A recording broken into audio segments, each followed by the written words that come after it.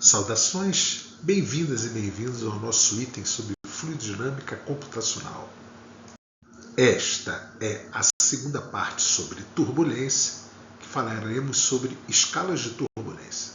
Então está aqui o nosso roteiro, a gente vai falar de escalas, vamos fazer uma aplicação e falar das escalas de Kolmogorov e, obviamente, fazer algumas conclusões sobre isso.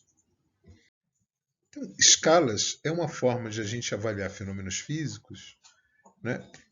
Estudando quais são as ordens de grandeza de determinadas variáveis. Ou seja, né, tamanho, tempo, velocidade.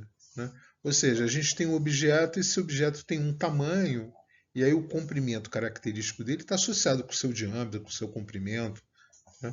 A gente tem velocidades de fluxo laminar.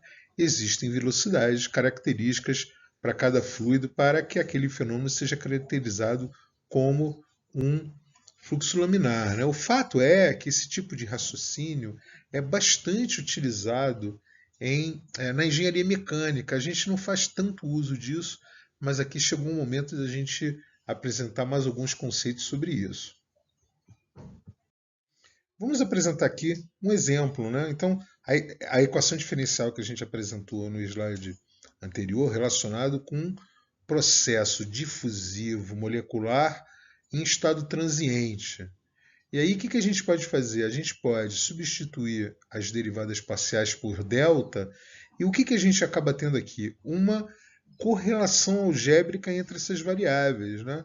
Ou seja, um tempo característico, um comprimento característico. Olha só o que a gente acaba chegando. Né? A gente acaba chegando que a gente tem um tempo característico que está associado com o comprimento ao quadrado dividido pelo coeficiente de difusão. Ou seja, a gente pode dizer que um tempo característico está associado com um comprimento característico a partir de um coeficiente de difusão. Está aqui todo mundo determinado na escala de tempo, escala de comprimento e difusão térmica.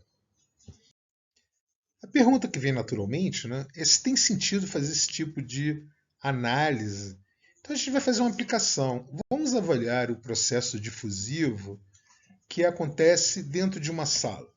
Então vamos considerar aqui que está ocorrendo um aquecimento dentro de uma sala com um comprimento característico de 5 metros, ok?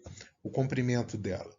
E a gente sabe que a difusão molecular é da ordem de grandeza aí de centímetro quadrado por segundo, tá? Ou seja, 10 a menos 5 metros quadrados por segundo. Considerando um comprimento característico de 5, com um coeficiente de difusão térmica de 10 a menos 5, a gente teria que o tempo característico desse fenômeno seria de 350 horas. Qual seria o tempo característico se a gente for considerar um processo convectivo? Vamos imaginar que exista um ventilador que está ligado dentro dessa sala.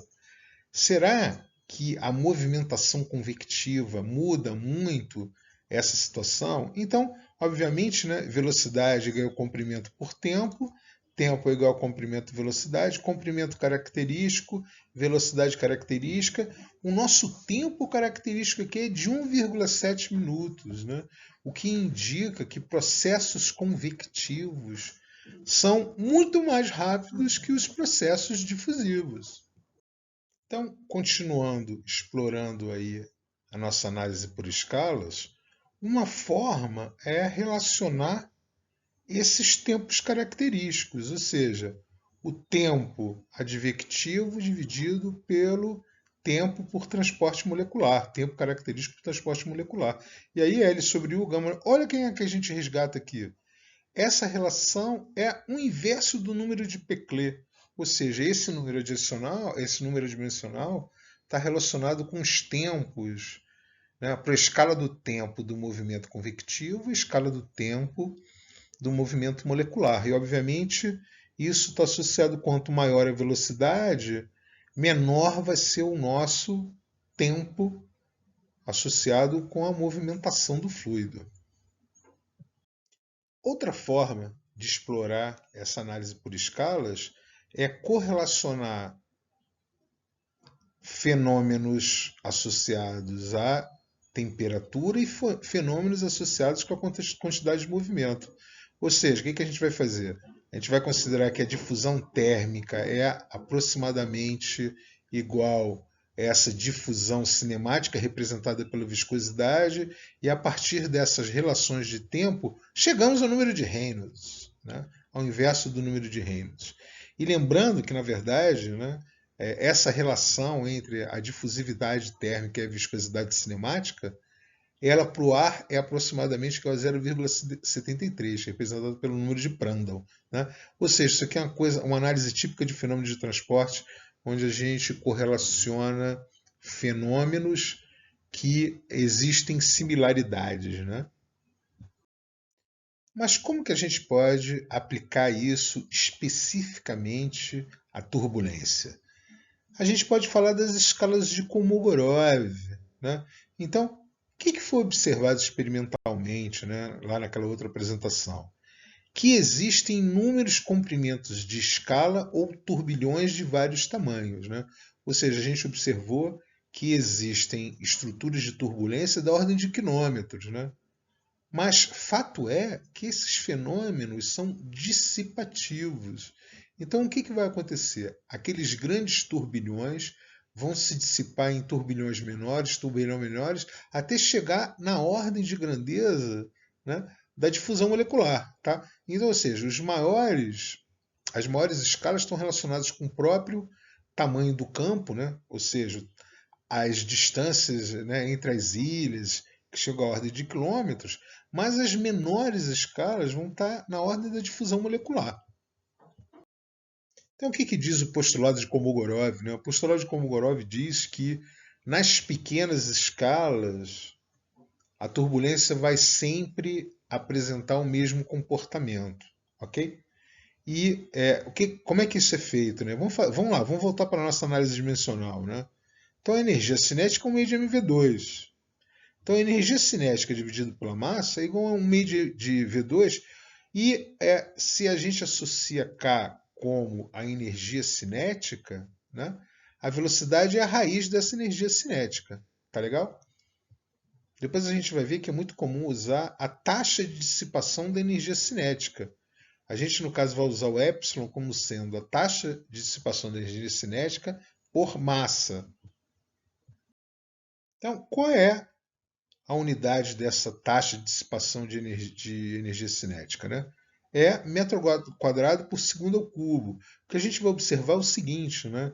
Que acontecem, né? São propostas determinadas relações que correlacionam o comprimento característico, a velocidade característica e o tempo característico, que tem a ver simplesmente com análise de dimensões. Tá legal?